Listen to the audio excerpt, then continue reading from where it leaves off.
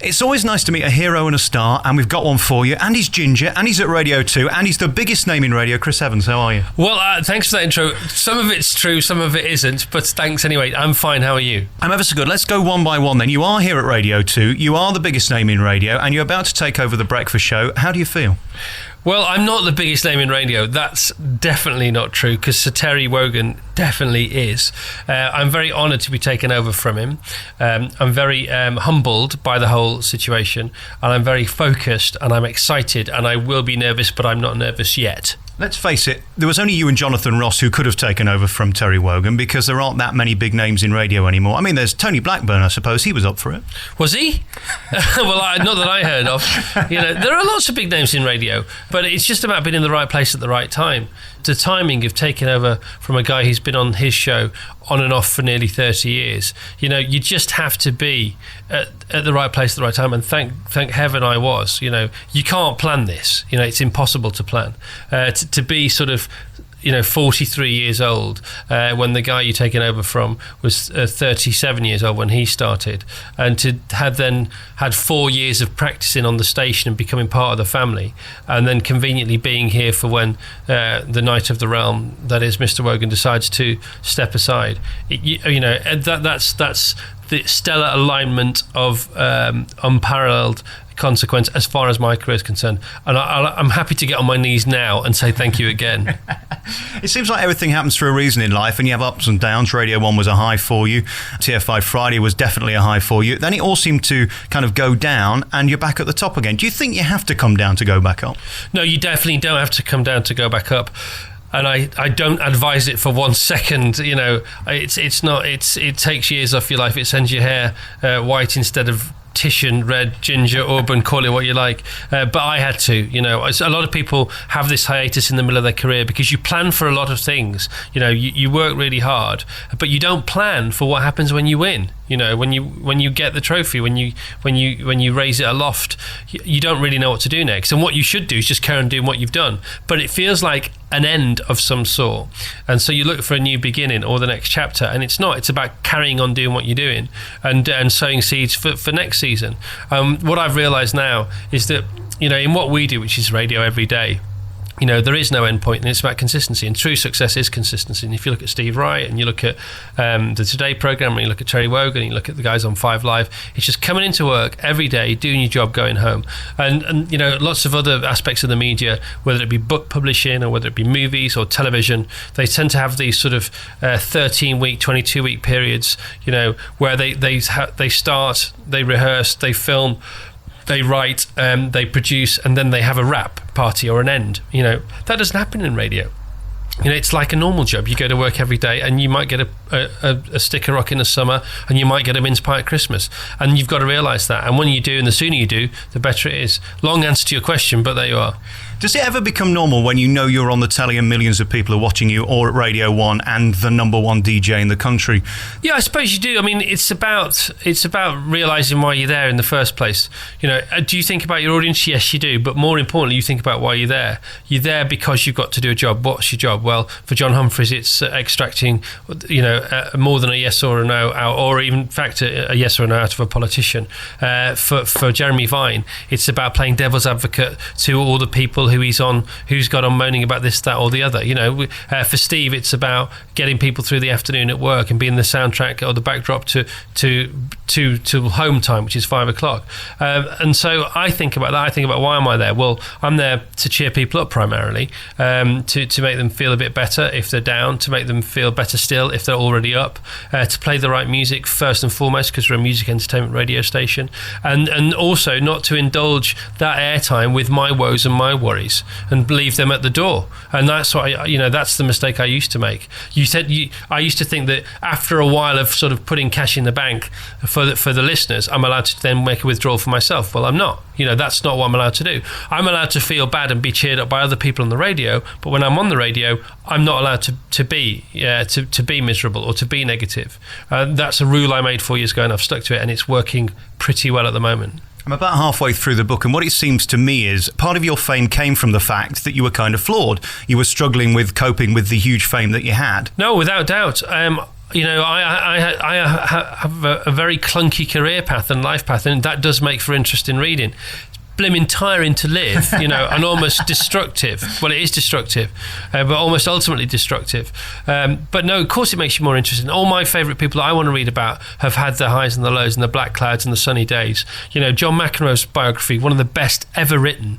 Robert Downey Jr., no book about him yet, but what a life story. I always find people who are talented and have something to offer and then struggle with that, but for some kind of almost justifiable reason, more interesting. And especially if they come back. And if they come back, there's that great saying, that does not destroy you can only make you stronger.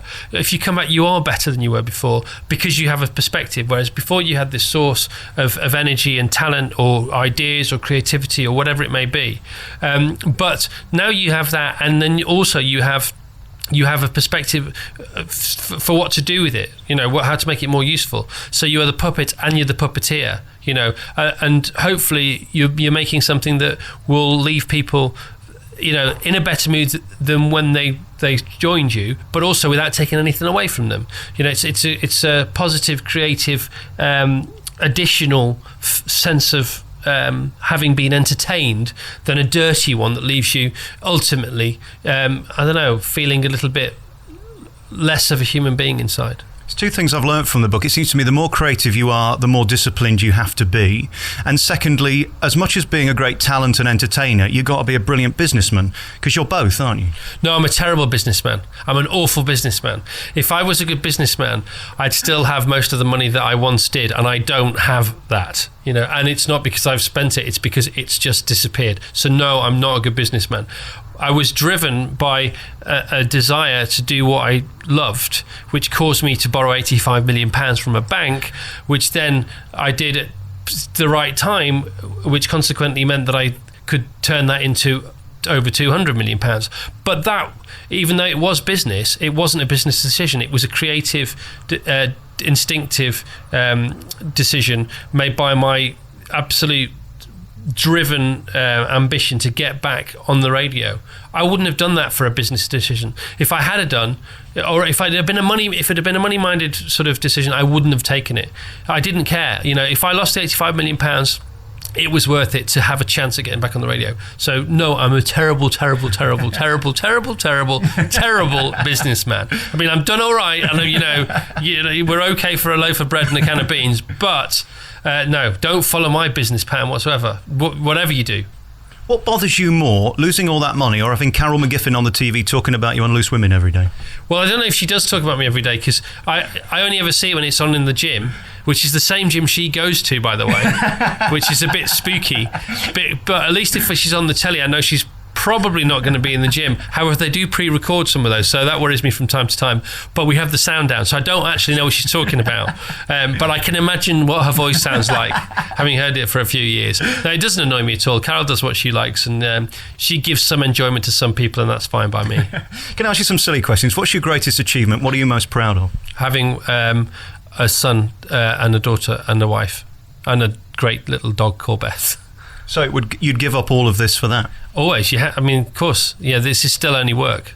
Do you think you'd have said that 10 years ago? Yeah, if I'd have been in the same situation, yeah, I would have done, but I wasn't. So the question wouldn't have been. The question would have been applicable, but the choices of answers wouldn't have been there. What are you least proud of? I'm least proud of leaving my daughter when she was little. And I'm also least proud of something else which I thought of this morning, which was going to court, taking Virgin Radio to court, or SMG to court, which was a really big kid throwing his toys out of the pram, and I should have just left quietly, having done all right, instead of saying I want more. And of course, we've got to talk about the guests that you've interviewed, because at the point when you were doing TFI Friday, everybody wanted to come on your show. Who did you enjoy interviewing the most? Well, there were so many of them. They all sort of paled. There were 3 a week for 5 years, or sometimes more. I remember Paul McCartney very well. I remember Howard Stern very well. I remember Rod Stewart very well. I remember Posh quite well. I remember P. Diddy quite well. But they weren't proper interviews. They were more fun. So we didn't really get any movement out of anyone, but they were entertainment interviews. They weren't like this, for example, and they weren't like Parky or Piers Morgan or Desert Island Discs. or Jonathan on some nights. So there wasn't really a memorable. I mean, I remember the bits like Will Smith chipping golf balls into a waste paper basket. I remember Samuel L. Jackson coming on the show just to read the intros to other guests because he was the guest this show doesn't have time for. And that's what he said. Hi, I'm Samuel L. Jackson. I'm the guest this show doesn't have time for, but in a different, more Samuel L. Jackson voice. So I remember funny bits, and I remember the bands performing. I remember David Bowie performing and having such a good time that he stuck around afterwards and played 4 more songs just for the hell of it. And then other bands heard about that and they started doing it. I remember Robbie coming on again. I remember our Comic Relief special that was due to go out at 11 o'clock at night and went out at 12:15, all live, and it was the first simulcast between Channel 4 and BBC One, and we got 66% share of the audience, which even X Factor doesn't get. So I remember nights like that, but then there are lots of nights I don't remember for very, very, very awful reasons. Is there any better feeling of being so famous and so popular that anything's possible? I mean, if I asked you to do certain things now, you're going to say no, but in those days, if you asked somebody to do it, they were probably going to say yes. Yeah, I mean, the whole thing about you don't realise, you don't realise. I always said this when Take That was splitting up. I said, do they know what they're doing? Do they realise there's nothing much else out there, and they might just want to take a year off? When you're the centre of something, you don't realise first time round at least how brilliant it is. Because it does become the norm, no matter how spectacular and extraordinary that norm is. And I think you don't realise what's going on, who you're asking to do what, and what you're asking them to do. Whereas now, you could do that, but I always quote Spider-Man's uncle. He said, with great power comes great responsibility. And I've now realised that, and it's much more enjoyable doing it that way. And of course, the big battle is between you and Moyles. That's what everybody's talking about. Are you bothered by that? Because, we all know that you're excited to be on the radio and you like a challenge. Yeah, I don't think there is a battle between me and Moyles because we both work for the same station, same network, or same corporation. I am not going up against Chris Moyles. I think that's completely counterproductive. He's on Radio 1, I'm on Radio 2. It's not like he plays for Man City and I play for Man United. We actually work for the same company.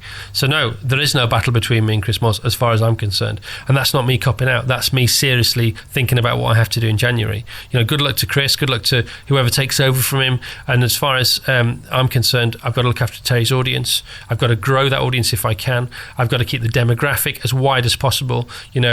All this talk about chasing younger audiences, that's not what we're doing. I think Radio 2 is a family station, and I think you can listen if you're 7, and I think you can listen if you're 97 and even older and even younger. I think we're chasing a very broad audience, but we're not chasing a younger audience. My average listener is 51 years old. Terry's is 53. That's not a young audience. It's not an old audience. So I'm quite focused on what I've got to do, and I can't wait to do it. I'm getting excited about it now. I will be nervous on the first morning, but I'm all right at the moment. I bet you're already thinking about stuff to do. What's interesting about listening to your show now is how warm and friendly you are. Radio's definitely changed since your day, hasn't it? Yeah, it has changed, but lots of things have changed, and I think it's changed across the board. I think the independent sector's changed. It's had to become more targeted. It's got to deliver a certain demographic. It's got to be more specific in what its stations do. Groups of stations have to deliver a similar product so they can be more attractive to advertisers. As far as BBC Radio is concerned, we've come full circle, and I was at the beginning and the end for different reasons, and I think it's better. We've been brought back on side. We have to be more responsible. We have to be more culpable. And we have to be more creative, I think, which is weird because a lot of people are saying, all these guidelines, be less creative. No, you've got to be more creative to be as entertaining, and you can do it in loads of different ways. And if you can be entertaining without offending people, that's got to be the best way to do it. And things that are risque or close to the knuckle, they're not more entertaining, they're just a bit more shocking. But at some point, the shocking factor has to be replaced by entertainment. And if you get into the habit of shocking, you go down the shocking route. And the next shock has to be more shocking than the first one. And where are you going to end up? Well, you're probably going to end up in Dante's Inferno, one would imagine. Whereas if you get into the habit of just being good and being colourful and making great movies on the radio, Steven Spielberg never offended anyone. And he's doing all right. Let's go down that. Let's go to his school. You've had an amazing life, and it continues to get better and better and better. To bring this whole thing full circle, have you ever been in a better place, even when you're at your height and everything was going brilliantly? Is it as good as now? Never, ever been in a better place than right now talking to you. I'm not joking. Life does not get any better than this. Well, and if it does, I don't want it. Can it get any better than this? Is that possible? I don't believe it. I was thrilled when I got a job on the Big Breakfast. I was thrilled when I got a job in 1985 as a warm-up DJ on the Oxford Roadshow in Manchester when Peter Powell did it, and then Timmy Mallet did it after him. I was thrilled to host Live 8. I was thrilled to do TFI Friday, and I was thrilled to go be hit on Noel's house party as his NTV victim one Saturday afternoon, and I was thrilled to earn my first £1 million, and I was thrilled to buy my first posh car, and I was thrilled to do all those things, but none of those, even added together, make me feel like I do now, which is amazing. Is there anything more humbling than being called daddy?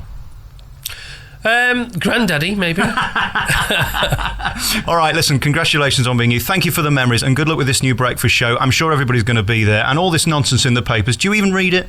Oh, of course. No, you got to read what they're saying. It's very important. You got to be informed. But not. It's not all nonsense, But there's an inconvenient truth at the heart of it, which is the fact we're not chasing young audiences. We already deliver a post 50 demographic, and the whole Moores Evans thing. You're not interested. Thanks very much. Final question. This is where you're going to walk out, and please don't. I don't mean it with any kind of disdain, but are you going to work Fridays? Of course I'm going to work Fridays. If I told you what... There was a conversation about Fridays, but the conversation was, should I do 2 shows on a Friday instead of just the one? Because I wanted to do the All Request Friday as well. So I'm the opposite now. I want to do double up on the Friday shift. Maybe that's some kind of guilt, deep at the back of my mind. But of course I'll be working Fridays. Getting into these interviews is always the difficult bit. Once you start talking, you're fine. Yeah. How do you do it then? Help me. What? How do we what? How do we get into them? Yeah, how do I do this better so that you don't get offended that I'm nicking somebody else's lines? I'm not offended at all. No, what I always used to do, well, not used to do, but what I discovered after a while is when you write your questions down, yes, you then look back at them and you realise that the first few questions are warm-up questions for your brain as you're writing them. So you get rid of those, yes, and then you get rid of the next few, and you sort of start asking your questions 2/3 down the list. That's probably a good opening question. Well, there's my first mistake. You see, I haven't written any questions. So. Oh no, well, but you must have some in your mind. So you basically you don't warm up. You just get straight in there, I'd say. Well, it's kind of disarming people as well, because it's always a bit tricky. People think that you're going to like me and I'm going to like you, but that's not necessarily the case, is it? No, I don't think that necessarily. But you'll come at the interview from a different tack, and that'll be fine. I don't mind. See, the problem is if you give somebody the chance to, if you give them a settler. So some TV producers will say, let's give them a settler question. But the point is, if they don't want you to ask them a question, well, any more questions, if you give them a settler question, it could be your last question of a 7-minute interview if they then choose to talk for 7 minutes. So get rid of the settler question. Just get in there. You still are on the most listened to radio show in the country. Congratulations. Thank you so much. Yeah, I heard that was the case. Well, when we last spoke, that wasn't necessarily going to be the case, because you took over from a man called, Terry Wogan. Oh, yeah. And everybody said nobody would listen to you, yet they've stayed. Is it that old adage that once you've left the car park, they've forgotten your name? No, I mean, the thing is, it's about being on radio too, and it's about the fact that we have this great sort of... I don't know, we have is it an army, is it an arsenal of we've got a huge transmitter, literally. I'm not, just bragging on our birthday. Yeah, but we have got this huge transmitter, we've got a quality signal, we've got quality output. And so, you're going to get an acquired backstory of listenership. So I actually thought the listeners would drop off when I took over from Terry, then stabilise, then hopefully go up. But it obviously, as we know now, that's not what happened. They jumped by 1.5 million or whatever it was. When I read your first book, we're going to get onto your second book, which is the reason you're talking to me. I mean, you're not wasting your time for nothing. Memoirs of a Fruitcake is out now by Chris Evans. The one word that sums up your first book was tenacity. You just didn't stop, did you, until you got where you wanted? Yeah, but it was enjoyable. Tenacity. The thing was, I wasn't doing it as a means to an end. I was doing it because it was a brilliant journey, and it was hard work, not in the sense of a soldier or a nurse or anything like that, but it was long hours, but I loved every second of it, and I learned something new every hour. Every minute almost. And I'm still learning today. I from this morning's show, I always take something. It's like, I watched that fantastic movie about Facebook yesterday, The Social Network. And, the guy who invented Facebook, for him, it was never about the money, and it still isn't. And he's the youngest billionaire in the world. For him, it's about the passion. And everything else comes if you stick to your passion. Of course, the mistake I made is that I then left my passion behind and tried to have this non-stop party, which was not one of my better ideas. I always think of you when I speak to bosses and say, I'm amazed how you go on air in the morning sounding like you're enjoying it. Isn't that the job? Well, it is the job. It's the job. It's the job. It's also knowing that you have a purpose, because a lot of people don't have a purpose and go to work because they've got to earn money, because they've got to look after themselves and their family. But for a while, you know, I always had a passion. My passion was trying to get a job on the radio or trying to get a job on the telly, because I loved all that when I was a kid. So it's like if somebody wanted to be a footballer or a racing driver or whatever it may have been. But then the fact that you have this thing, you get up and you love every second of it, is fine. And but it's not a put on, because you can't put on for that long. They say, you know, in radio finds you out because you're on so much. So you can't, on telly, or, you know, if you're in a movie or if you're writing a novel, you can create a character who does that particular job.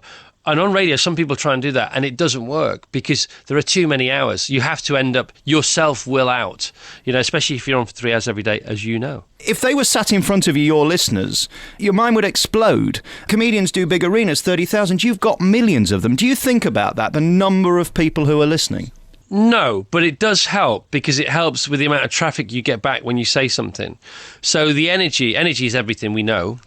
Especially in this business. And so if I say something, you know, I'll get a lot of reaction back, whether it's on Twitter, whether it's on email, whether it's on text, you know, telephones. And that does help immensely. I mean, I listen to shows that don't have huge audiences, which are still good shows, and I can see the guys and selling their ideas, waiting for a reaction from the audience. So, you know, the hugeness of the audience definitely helps. Do I think about them as a whole? Yes. Do I think about my responsibility? Yes.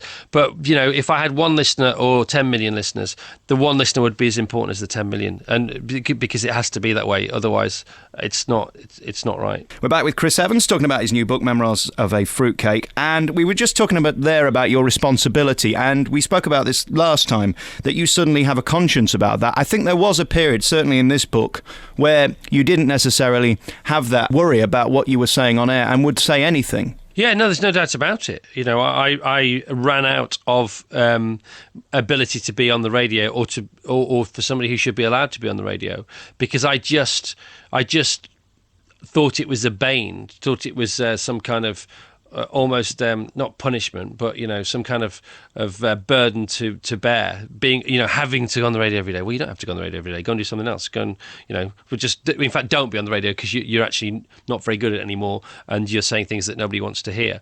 And so I completely took it for granted. That was the thing. I took it for granted, and then I abused it.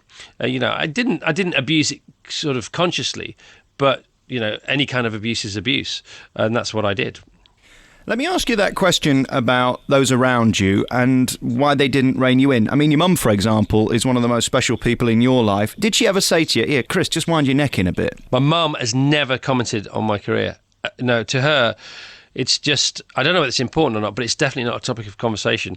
I don't know where you got that thing with your mum, but you know the automatic turning off of the swear switch, when yes. you just don't swear in front of you. Well, I don't. I mean, some people do, which I don't get at all. But I just don't. I don't swear. I don't say anything naughty. And it's an automatic thing. I cross the threshold of my mum's doorstep, and that's where that particular valve stops glowing in my brain. And it's the same with talking about work. My mum, as long as we're okay, you know, as long as we're healthy and we've got enough money to feed ourselves and a roof over our heads, then that's that. Now let's talk about other stuff. She's really not interested. And she was a nurse, you know, for years and years and years. And then she was a care assistant at an old people's home. So she thinks that lots of things that other people think are important are rather silly and trite. And she's absolutely right. And this is one of them.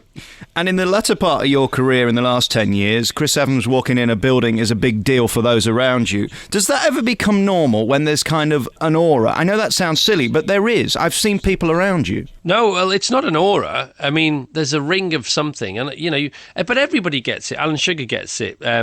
People who run companies get it. People who are above other people for the right reasons or the wrong reasons get it. But it's as much. It's a 50-50 deal. It's a two-way street. It's up to us who are being revered, avoided, worshipped, reviled, to recognise the fact that people aren't being natural with us, allowing for that, and making sure that we don't get taken in by it, and also trying to ease the fact that it happens. But that's not easy to do. Are there days when you wake up and you wish you could be Chris Smedley and not Chris Evans? No, I love every day of my life. I love being me. I think it's great. I have no complaints about what I do for a living. I always say the advantages far outweigh the disadvantages, which barely exist at all. So no, absolutely no complaints. One of the things that stuck out in our last interview was the fact that you said that you don't need to be shocking on the radio. You don't need to be outrageous to have a successful career. But of course, I think without it, you probably wouldn't be sat here talking to me today. Do you accept that now, that actually it lured a lot of people in, you being edgy, risky, and potentially ruining your life in doing it? No, I don't accept that, because I was reining people in by being just funny and innocent and positive on the Big Breakfast, on Don't Forget Your Toothbrush. You know, you don't have to be aggressive, confrontational, rude to be edgy. You can be edgy. Peter Kay's very edgy, but he's none of those things, and he's the most successful comedian this side of the Atlantic. So, in fact, I mean, I think I achieved as much, you know, the right kind of notoriety before the dark days that I ever did during them. And in fact, if anything, they put me back, you know, and threatened my career. And I had to come back and knock on the door and say, please, can I come back in again? So I actually completely disagree with that. We're back with Chris Evans on your favourite local radio station, talking about his new book, Memoirs of a Fruitcake. And the thing about you is, since we last spoke, you started this one show. Let's start at the beginning. Is it fun? Yeah, it's loads of fun, because I'm not producing it, and I've always produced the programmes I'm involved in. I've owned most of them, and I've employed and been responsible for the people working on them. And there's a lot that comes with that, you know. Every employee is a potential headache. And, you know, you think, hang on a minute, I'm paying you for the therapy, you should be paying me at times, you know. And but the one show's not like that. I go in, I do my bit, I'm part of the meeting. I get told no, which is always a good thing. You know, I get told no quite a lot, to be honest.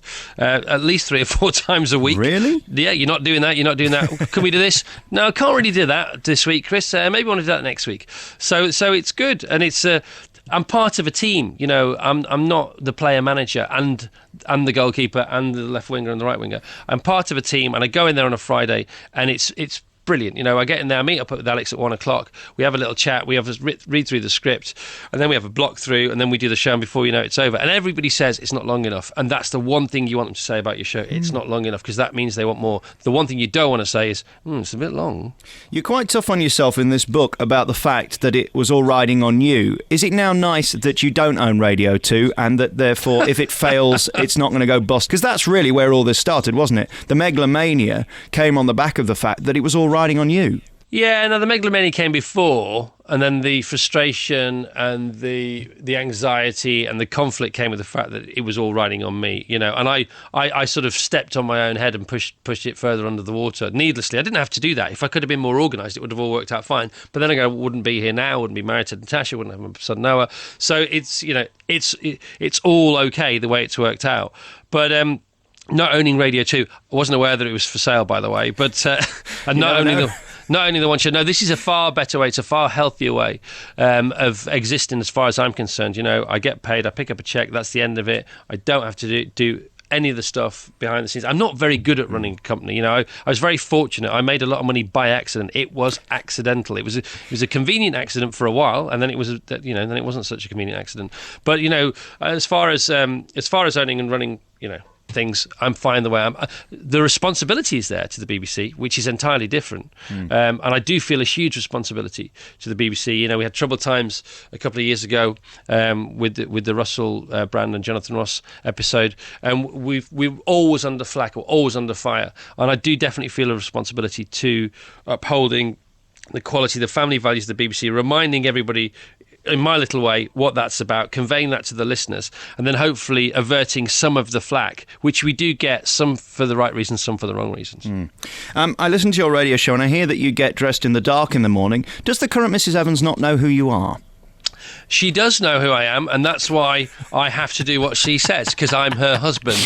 And she's now got this app on her phone. Yes. And if she's in a good mood, she will turn that on as a guiding light on the other side of the bedroom to get me to the door. But I've got one shot at that. So if she turns on the app that guides me to the door, and then I exit the bedroom and have to re-enter, I don't get the guiding light again. I get one shot and that's it. Some BBC stuff, the One Show. In terms of the future of that programme, do you think it's working as well with Alex and Jason as it is with Chris Evans and Alex?